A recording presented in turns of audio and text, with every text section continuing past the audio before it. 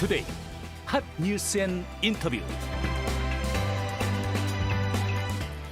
전 세계 수출입 물동량의 90%가 바닷길로 다닌다는 거 알고 계십니까? 바닷길은 그야말로 각 나라의 경제를 좌지우지하는 항로인데요. 나라마다 바다에 각각 자국의 국기를 꽂기 위한 패권 싸움도 치열합니다. 이런 흐름 속에서 바다를 품고 있는 우리 인천은 해양 도시로 발전하기 위해서 어떤 교육이 필요한지, 지금부터라도 고민이 필요하다는 지적에서 출발하는 토론회가 이번 목요일에 열린다고 합니다. 자세한 내용 인천대학교 문화대학원 권기영 지역문화연구소장 연결해서 들어보겠습니다. 권기영 연구소장님 안녕하십니까? 네, 안녕하세요. 네, 반갑습니다. 그러면은 모레인가요? 24일에 인천시 네네. 해양교육문화 활성화를 위한 정책 전문가들의 토론회가 열린다는 말씀이시군요. 네네. 수요일 오후 3시입니다. 저희 인천대학교에서 네. 토론회가 열립니다. 아하, 수요일이었어요. 예. 네네. 인천도 바다를 안고 있지만 지금 해양은 미래를 위해서 전 세계가 아주 관심을 많이 갖고 있는 분야잖아요. 특히 뭐 미국도 그렇고 중국도 그렇고 해양 패권 싸움은 이미 시작됐다 이렇게 보고 있죠. 그렇습니다.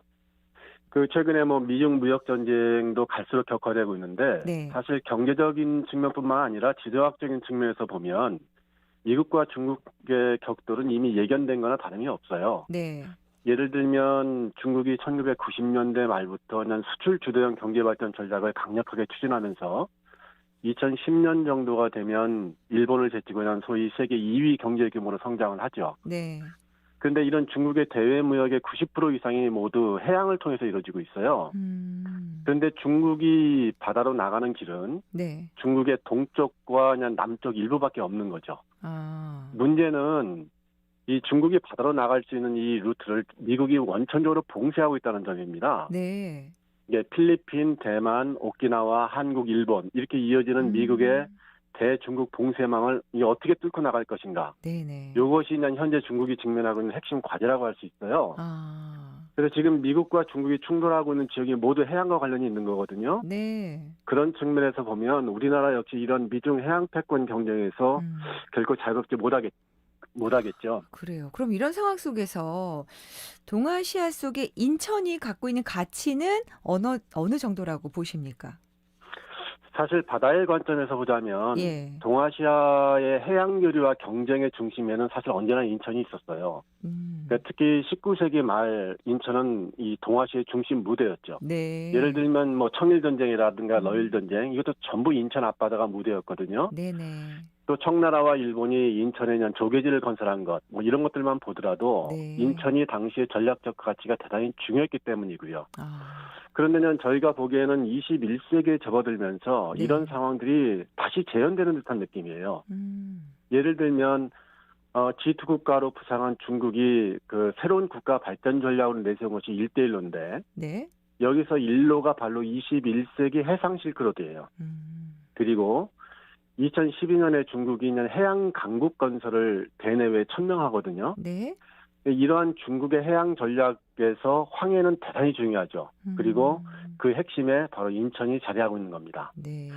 우리나라만 보더라도 사실 문재인 정부 역시 한반도 신경제지도 구상이나 신남방 정책은 새로운 국가 발전 전략으로 제시했는데 네. 이것도 해양과 관련해서 보면 인천이 대단히 중요한 역할을 감당해야 하거든요. 네네. 또 최근에 종전선언 얘기도 다시 나오고 있죠. 그렇죠. 향후 남북 교류와 협력 문제도 저희가 보기에는 바다의 관점에서 좀 새롭게 구상할 필요가 있다. 네네. 그러니까 총체적으로 놓고 보면 미중 해양 패권 경쟁이라든가 또 중국에 대한 어떤 적극적인 대응, 또 해양을 통한 남북 교류와 협력, 또 해양 시대의 우리 대한민국의 국가 발전 전략 이런 것들 전부 고려하면 네. 인천의 어떤 미래적 가치와 역할은 아무리 강조해도 지나치지 않을 것 같아요. 그래요. 동아시아의 중심 무대다 이렇게 말씀해 주셨는데, 그러니까 이런 중요성을 알리기 위한 토론회가 열리는 거군요. 그렇습니다. 그럼 먼저 이걸 확인해 봐야 될 것 같아요. 지금 이 해양 문화나 해양 교육에 대한 시민들의 인식은 어떤가요? 요게 좀 아쉬움이 그 있으신 것 같은데요.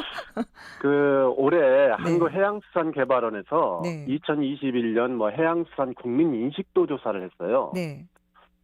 몇 가지 항목이 있는데 그 가운데 해양수산에 대한 관심도를 보면 음. 1위가 전라도고 네. 2위가 부산, 울산, 경남이 차지했거든요. 네네. 뭐 이런 것들은 좀 수긍이 갑니다. 뭐 남쪽 바닷가니까. 네. 문제는 인천, 경기가 최하위예요. 아. 바다가 없는 서울보다도 오히려 낮습니다. 그래요? 네. 그리고 이 부경대학교에서 2017년부터 매년 이 부경해양지수라고 하는 것을 발표하거든요. 뭐 해양에 대한 한 11개 지수를 통해 가지고 이 인식조사를 하는 건데 2019년 조사를 보면 인천이 최하위 점수예요. 네. 그러니까 해양에 대한 무슨 안전지수, 안보지수, 환경, 경제, 동북아 해역지수에서는 뭐 최하위고 네네.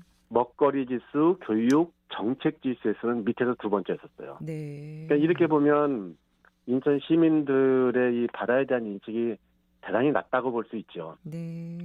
사실 금년 초에 저희 인천대학교에서 그 지역 전문가들을 모시고 이런 우리 인천 시민들의 해양 인식 문제에 관련 세미나를 진행하고 네. 그걸 좀 정리하려 책으로 출판했는데 네네. 책 제목을 그냥 많이 고민하다가 이 바다를 등진 해양 도시라고 이름을 붙였어요. 안타까워요. 근데 저자들도 다 뭐 동의를 하더라고요. 네. 자, 좀 오늘 소장님께 듣고 싶은 말씀이 많은데 시간 관계상 네. 여기서 좀 마무리해야 될 것 같습니다. 우리 시민들에게 네네. 인천의 바다, 해양에 대한 관심을 위한 한 말씀, 마무리 말씀 부탁드릴게요. 21세기 들어와서 네. 보면은 뭐 전 세계적인 패러다임이 이렇게 바뀐다고 하잖아요. 네. 근데 그냥 그건 도시도 마찬가지인 것 같습니다. 그래서 인천의 발전 방향도 이제 20세기 버전과는 좀 완전히 달라져야 하지 않느냐 이런 네. 생각이고요. 저는 인천의 미래 가치가 무엇보다도 바다에 있다고 봅니다. 아마도 머지않은 미래에 우리 인천 시민들은 해양 도시에 살고 있다는 강한 자부심을 갖게 되지 않을까 이렇게 기대를 하고 있고요. 네네. 그러기 위해서는 우리 시민 여러분들의 많은 관심과 적극적인 참여가 필요할 겁니다. 그렇습니다. 인천의 미래가 바다에 있다. 많은 분들이 동의하실 겁니다. 네네. 네, 오늘 말씀 여기까지 함께하겠습니다. 감사합니다. 네, 고맙습니다. 네, 지금까지 인천대학교 문화대학원 권기영 지역문화연구소장과 함께했습니다.